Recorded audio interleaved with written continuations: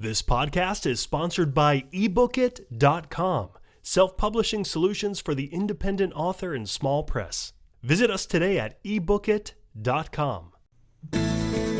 Hello and welcome to the Toastmasters Podcast, the official podcast of Toastmasters International. Hello everybody, my name is Bo Bennett. And I'm Ryan Levesque. And we're back for another episode of the Toastmasters Podcast. Ryan, who are we going to be speaking with today? Well, Bo, today we are speaking with a fellow Toastmaster and fellow podcaster.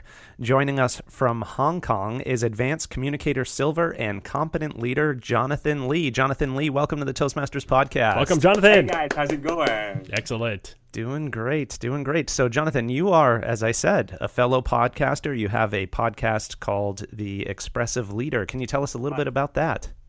Okay, sure. So what this podcast is about is we help executives and leaders, just like your audience, to help them become better communicators and leaders by improving their presentation skills.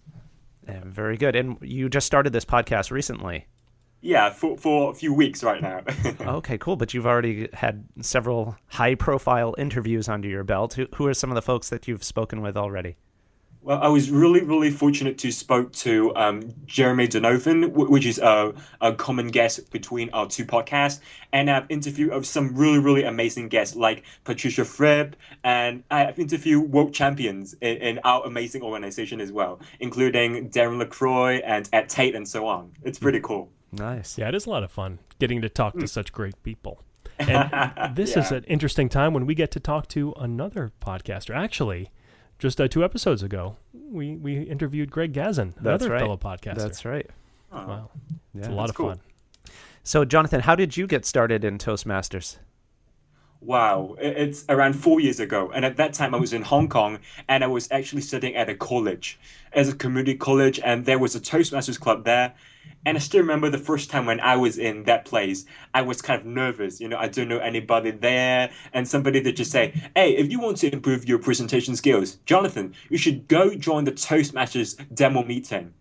And at that meeting, I was like, oh my God, I was so nervous about that. And suddenly someone just pointed at me and they said, hey, you, do you want to come and speak for the table topic session? And I was like, okay, I'll give it a try. And they just give me a topic and I was like, oh my God, I don't know what to say. And I had a lot of, well, it didn't actually turn that well. Still, the people were really supportive there and they gave me a lot of feedback and advice. And immediately in that demo meeting, I decided to join Toastmasters. So this is pretty remarkable. That was your first Toastmasters meeting, you said, about 4 years ago. Yes. And now you've built this brand around teaching presentation skills, and I know you're teaching skills at different universities and organizations. Can you tell us about some of the work you're doing professionally as a presentation skills trainer and presentation design coach? Sure. I have to say I was really fortunate to have this kind of career advancement, or having my dream career. It's all because of your amazing organization, Toastmasters. Because you know what? In Toastmasters, there are a lot of corporate clubs. For example, in Hong Kong, we have got corporate clubs at Morgan Stanley, in HSBC, and some really high-profile corporates. It's all because I have the connection with Toastmasters, and it leads me to opportunities to speak at these corporates. So I was really fortunate about that. And that is how I try to give back to Toastmasters by holding workshops, doing mentorship, and so on. That's great. And I bet at these organizations, you're constantly talking about Toastmasters, right? And telling the audience definitely. where they could sign up and handing out cards and shilling for Toastmasters. Yeah. Right. And you know what? One of the times that I actually do the most workshops at Corporate Toastmasters Club is when I was an area governor. I was in District 89, so it's in China, and I was an Area K1 governor. So, it's a pretty cool combination at that time. There are quite a few corporate clubs, and we've got student clubs, and even some public clubs. So it's a pretty big combination, and I was really glad to speak to a diverse audience. How's growth in Toastmasters in that part of the world? Wow, it's super. And if you did you go to the international convention this year? No, we didn't get to make it, unfortunately. Oh, okay. Were you there? Anyways, I didn't either. Oh. But anyways, what I want to say is what's really cool about that is China actually has got the membership growth award. I think we're like number 2 or number 3 in the world. So it's pretty amazing. There are like tons of members club growing every year. So it's pretty remarkable. Well, I understand that you got quite a lot of people in China. Yeah, 5,000, 6,000 Toastmasters. And of course, for the people, it's pretty crazy, huh? Yeah. Right. Yeah. Right. Jonathan, could you tell us a little bit about sort of the specific secret sauce that you teach as a presentation skills coach and trainer? Sure. Maybe the whole expressive leadership model, what that's about. Okay, sure. So what I'd call is the expressive leadership model. So what is that different between those other public speaking models out there? What I found is that a lot of leaders, they want to become better speakers. And they always think about, okay, how can I become a better speaker? Should I actually improve my eye contact, my how to structure a presentation, or should I learn how to, practice my presentation? What I find is when you focus on 3 commonalities or 3 components, you can become a much, much more outstanding leader.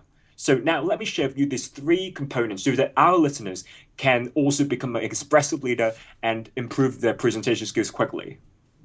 Number 1, the first component is called audience engagement. Have you ever seen when people giving a presentation, they always talk about me, I, and they're just so boring. Yeah, that's like every speech I've ever heard Bo give. Yeah. Seriously, Bo. Come on. What am I doing?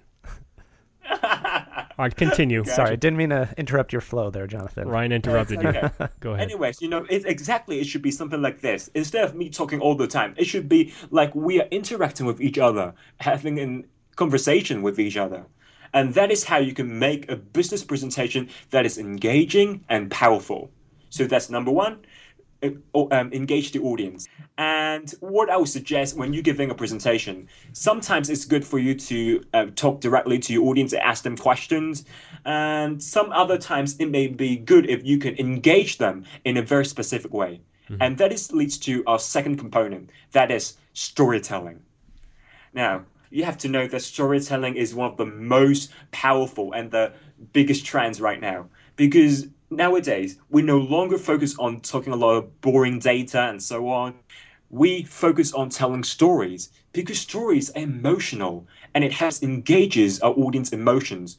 When you can tell stories, you can immediately connect with your audience.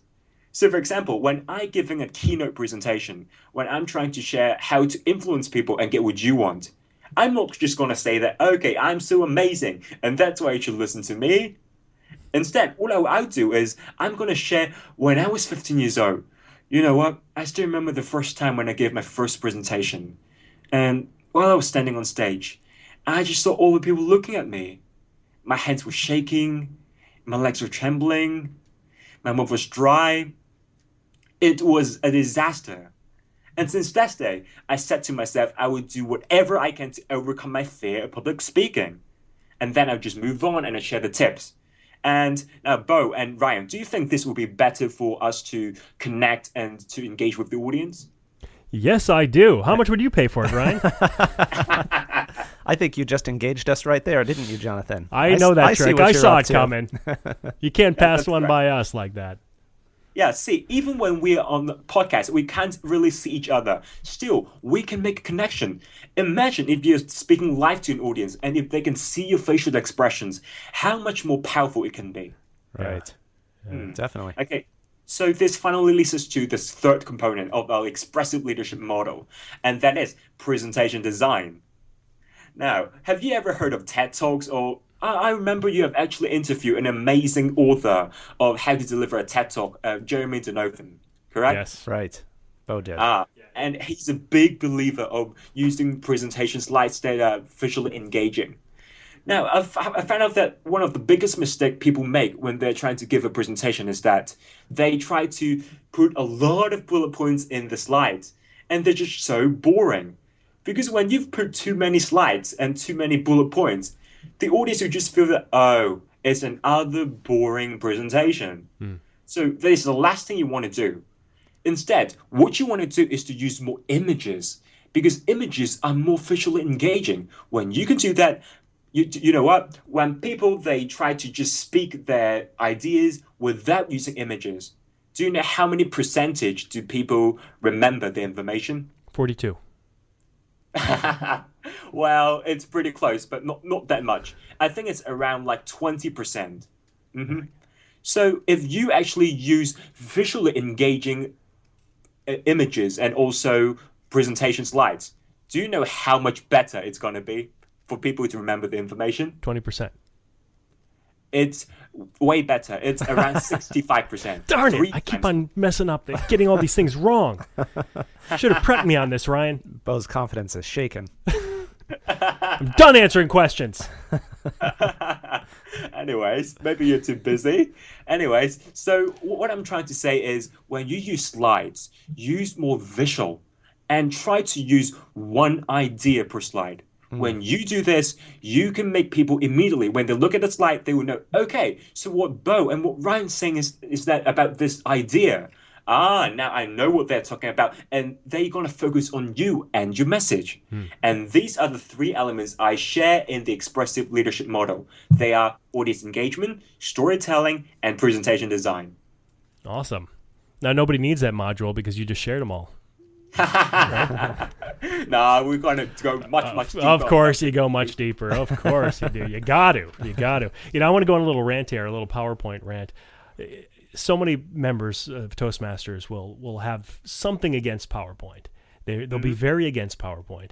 And personally, I'm with you and with a lot of experts on this that PowerPoint and presentations, they're fantastic. They could add so much to it if you do it right, if you do it correctly. I happen to think, and this is my theory, that a lot of people who are afraid of the technology don't like PowerPoint for that reason. And it seems like an easy excuse to say, if you don't know PowerPoint, you don't know the technology, you don't know how to put together some great visual presentations, computer-based, then you're likely to dismiss the technology as something that it'll work. And it's easy just to say, that crap doesn't work, we shouldn't use it, when in fact it is extremely useful and helpful if it is done right. So there's my rant, and the rant right now. Yeah, and I have to say, it's just like a visual aid. A lot of people, when they're trying to give a presentation, they try to use them as notes. So when you're trying to read your PowerPoint presentation slides on the bullet points, it's no longer a visual aid. It's actually your note. And think about that. Does the audience want to read all of your notes with so many words? It's becoming your notes instead of a tool for the audience to understand your message better. So what I suggest is try to use more images to help the audience understand instead of using notes. If you want to use notes, try to use maybe, okay, so let's say if you have an A4 piece of paper, I would like you to fold it into half and fold it into another half. So with a 1/4 size of the note, this should be the size of your note. And you can put it on the podium, or maybe if you don't want to use a podium, just put it on a desk or something. So when you actually want to refer your notes, you just pause, look down, move on, and look at your notes and just speak. And that is what I would suggest people to use PowerPoint more effectively. Yeah. Whenever I do use a PowerPoint presentation or some kind of visual, I usually use that as my notes. And I'll have the 3 points on there, and I could just refer to it. Of course, you don't look and talk at the presentation. That's a big no-no. But you could glance over it, you can get the points, and then you could talk about it. Or even better, look at your laptop screen in front of you that also has the slide displayed on it that's projected up on the wall. Right. The speaker notes, yeah. Right. Or your iPad or your iPhone or your Galaxy or whatever you happen to be using that day. The new technology right. that the kids are using these days. Yeah, that's great. Yeah. Oh, by the way, guys, so I'm thinking about one thing about Toastmasters. So now I find that does Toastmasters provide a lot of opportunities for us to practice our PowerPoint presentation skills, or is this something we can think about? Does it provide enough opportunities for us, or plenty of for us to practice, PowerPoint presentation? Because what I find is there are a lot of speeches and instead of PowerPoint presentations. Yeah, and again, I think that comes down to member choice. At least in the clubs that I've been in, the members certainly do have the option of doing a PowerPoint presentation. However, there are some cases where the room is just not set up for it. There's no screen. The members don't have a screen, so it's very difficult for the members to give PowerPoint. But in clubs where they provide a screen and they provide the extension cords and you just have to bring in the computer in the presentation, then it's a lot easier for the members to actually give the PowerPoint and to use that tool. I guess it really depends on the club and what they're willing to provide. Got it. So, we've got to choose wiser then. If we want to improve presentation skills, go to some clubs that have got amazing, projector and so on, so we can improve our presentation skills quickly. Yeah, it's not a bad idea if you're a new member and you're shopping around for clubs to ask the club how easy it is to give a multimedia presentation and what services and what equipment do they actually provide the members. Yeah, that's a good idea. I'd also add not to be restricted by the manual. In other words, there are certain projects and manuals that are specific to using visual aids, but just because a particular assignment doesn't call for that doesn't mean you can't use it. There's a member of a club Bo and I belong to who does brilliant humorous speeches where he has hilarious PowerPoint slides, often featuring members of the club in photoshopped photos and such. Yeah, and, slightly inappropriate at times, but yeah. But a good analogy, the same thing with body language. You wouldn't not use body language in every speech just because it's not the speech in the manual that says use body language. Right. Understand now. So it's pretty cool. Yeah, I really like Toastmasters for providing such a platform for executives and leaders for them to improve their presentation skills, and it's really wonderful for you to do that. Yeah. Cool. Jonathan, did you know that Toastmasters just really got heavy into this leadership thing probably a few years back? You're a fairly new Toastmaster, I see that they're focused a lot about the leadership track right now. Yeah, which is really interesting. Yeah, I was a little bit hesitant at first when they made that move because I thought it would take a lot of focus off the public speaking. And tell me how you feel about this, but I feel that leadership and public speaking are so connected and intertwined that it seems just almost natural that if you're going to be working on your public speaking skills, you should be working on your leadership or vice versa. What do you think about that? Exactly. And that's why sometimes people ask me, why do you call your podcast The Expressive Leader? I say that expressive means public speaking and leadership means being a leader. And they are actually combined. So what I think is, in the past, I did not think that public speaking and leadership is that related. But later on, when they just asked me, hey, Jonathan, do you want to become an area governor to serve our community at Toastmasters? So I say, why not? I've got to give it a try.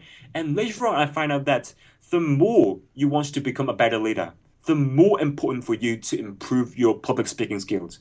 Because when you being a leader, what do? You need to motivate your team to take action. And you need to help them to achieve their goals and to achieve all the career goals and so on. So if you want to do this, you really, really need to speak your ideas and present your ideas very effectively. And that's why I really, really recommend people, if they join Toastmasters, it's very important for them to try to focus on improving their public speaking skills and also leadership skills, because that's going to help you to achieve your career goals much, much faster. All right. Well, I think that's a good note to end this podcast. You summed it up very nicely there. Jonathan, where could our members go to find out more about you and what you do? You can go to theexpressiveleader.com. That's theexpressiveleader.com to sign up for our free podcast, and you can receive amazing podcasts and episodes, interviews from top presentation experts every week. All right. Wonderful stuff. Jonathan, thank you so much for being with us. I really appreciate it. Thanks, Jonathan. Thank you. Talk to you soon. Bye-bye.